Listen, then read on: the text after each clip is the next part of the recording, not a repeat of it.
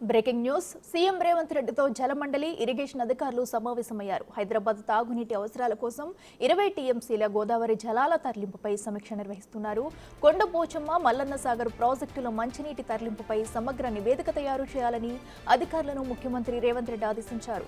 ఏ project నుంచి నీటి తరలింపునకు ఎంత వ్యయం అవుతుంది, నీటి లభ్యతపై పూర్తి అధ్యయనం చేయాలని సూచించారు. వచ్చే నెల 1వ తేదీ వరకు టెండర్లకు వెళ్లేలా యాక్షన్ ప్లాన్ రూపొందించాలని సీఎం రేవంత్ రెడ్డి అధికారులను ఆదేశించారు. మిషన్ భగీరథ అధికారులతో సమన్వయం చేసుకోవాలని సూచించారు.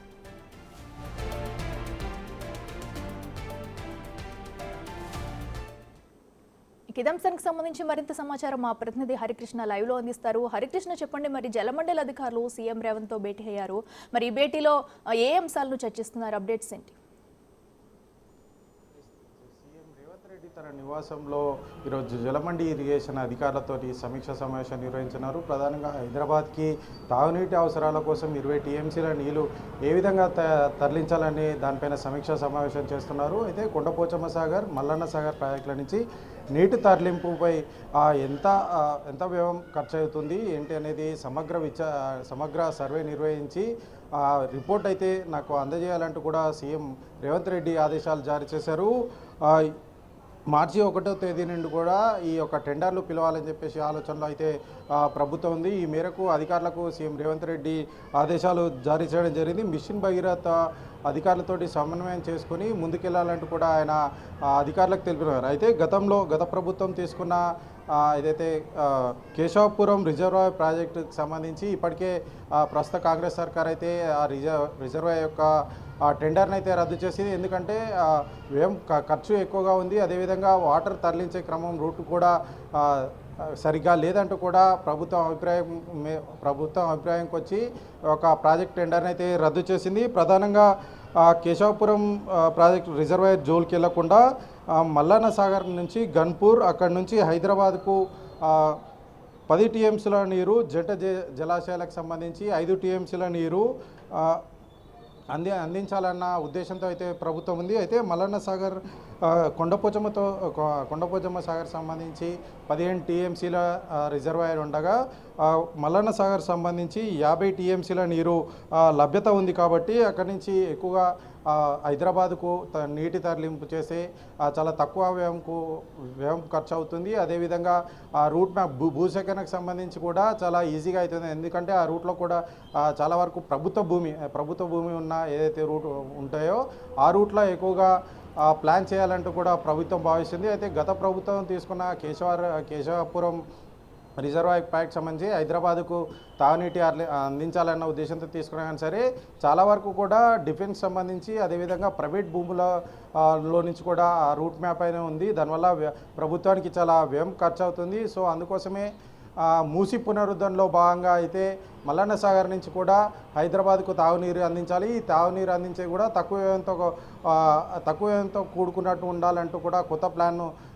రచించాలంటూ కూడా అధికారులకు ఆదేశాలు జారీ చేయడం జరిగింది. ఈ వచ్చే నెల 1వ తారీఖున అయితే టెండర్లు పిలిచి ఖచ్చితంగా మూసి పునరుద్ధరణలో భాగంగా గోదావరి నది జీళ్ళు ఒక ప్రాజెక్టు మూసి కాలంలో పారిస్తూనే అటు ప్రజలకు తాగునీరు అందించాలి. ప్రధానంగా ఉస్మాన్ సాగర్, హిమత్ సాగర్ సంబంధించి 5 టీఎంసీల నీళ్లు నిల్వ చేసి అక్కడి నుంచి కూడా హైదరాబాద్ నగరవాసులు ఎవరైతే ఉంటారో వాళ్ళందరికీ కూడా మంచినీరు అందించాలన్న ఉద్దేశంతో అయితే ప్రభుత్వం ముందుకెళ్తుంది. మొత్తానికి ఇరిగేషన్ జలమండలి అధికారులతో అయితే సీఎం రేవంత్ రెడ్డి ఈరోజు సమీక్షా సమావేశం నిర్వహించారు. ఖచ్చితంగా హైదరాబాద్ ప్రజలకు తాగునీరు అందించాలి, తక్కువ వ్యయంతో కూడుకున్న ప్రాజెక్టు నిర్మించాలంటూ కూడా ప్రభుత్వం ముందుకెళ్తున్న పరిస్థితి అయితే ఉంది. మూసి పునరుద్ధరణలో భాగంగా ప్రధానంగా హైదరాబాద్కి ఇప్పటివరకు అయితే హిమత్ సాగర్, ఉస్మాన్ సాగర్కి సంబంధించి గత ప్రభుత్వం నిర్లక్ష్యం వహించింది. అక్కడ ప్రాజెక్టులో గోదావరి జలాలు తరలించాలని ప్రయత్నం చేసినా కానీ సరే చాలా వరకు కూడా ప్రైవేటు వ్యక్తులకు సంబంధించిన భూముల నుండి కూడా ఈ యొక్క రూట్ మ్యాప్ రావడంతో కూడా ఎక్కువ వ్యయంతో ఖర్చుతో కూడుకున్నది.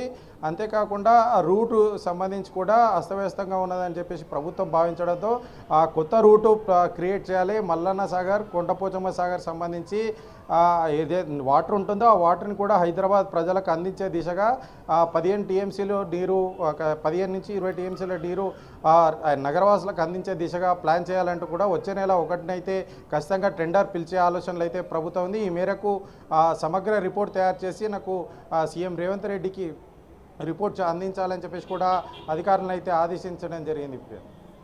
అయితే హరికృష్ణ, మరి పూర్తి నివేదికనైతే అధికారులు ఎప్పటిలోగా రెడీ చేసి సీఎంకి ఇవ్వనున్నారు. అలాగే టెండర్లు ప్రక్రియకు సంబంధించి గతంతో పోల్చుకుంటే ఇప్పుడైనా మార్పులు చేర్పులు జరిగే అవకాశం ఉందంటారా? అలాగే టెండర్లు ప్రక్రియ ఎలా ఉండబోతుంది? ఖచ్చితంగా గతంలో పోలిస్తే గతం నుంచి కొండపోచమ్మ సాగర్ నుంచి అయితే హైదరాబాద్ నగరవాసులకైతే వాటర్ అందించాలని చెప్పేసి కూడా గత ప్రభుత్వం భావించిన నేపథ్యంలో కూడా ఎక్కువ ఖర్చు అటు కేంద్ర ప్రభుత్వానికి సంబంధించిన డిఫెన్స్ సంబంధించిన భూములు, అదేవిధంగా ప్రైవేట్ వ్యక్తులకు సంబంధించిన భూములు ఎక్కువగా ఉన్నాయి. ఈ రూట్ గుండా కూడా వారు రూట్ మ్యాప్ అయితే తయారు చేశారు. అంతేకాకుండా మల్లన్న సాగర్ సంబంధించి చాలా వరకు 15 టీఎంసీల నీరు కెపాసిటీ మాత్రమే ఉంటుంది. దానివల్ల హైదరాబాద్ నగర వాసులు ఎవరైతే ఉంటారో వారికి తాగునీరు సరిగ్గా పూర్తిగా అందవు. అందుకు ఖచ్చితంగా కొండపోచమ్మ సాగర్ నుంచి కూడా ఆ వాటర్ తీసుకోవాలి తక్కువ వ్యయంతో. ఎందుకంటే ప్రభుత్వ భూములు చాలా వరకు ఉన్నాయి. ఆ ప్రభుత్వ భూముల గుండా ఏదైతే రూట్ మ్యాప్ సంబంధించిన రూట్ మ్యాప్ ఉంటే తక్కువ వ్యయంతో అవుతుంది. అదేవిధంగా భూసేకరణ కూడా చాలా ఈజీగా అవుతుందని ప్రభుత్వం భావిస్తుంది. వచ్చే నెల 1వ తారీఖు వరకు కూడా ప్రభుత్వం టెండర్లు పిలిచే ఆలోపుంది. ఈ లోపు మొత్తం కూడా అధికారులంతా కూడా సమగ్ర నివేదిక అయితే నాకు సీఎం రేవంత్ రెడ్డికి అందించాలని చెప్పేసి కూడా అధికారులకు ఆదేశించడం అయితే జరిగింది. Right Harikrishna, thank you.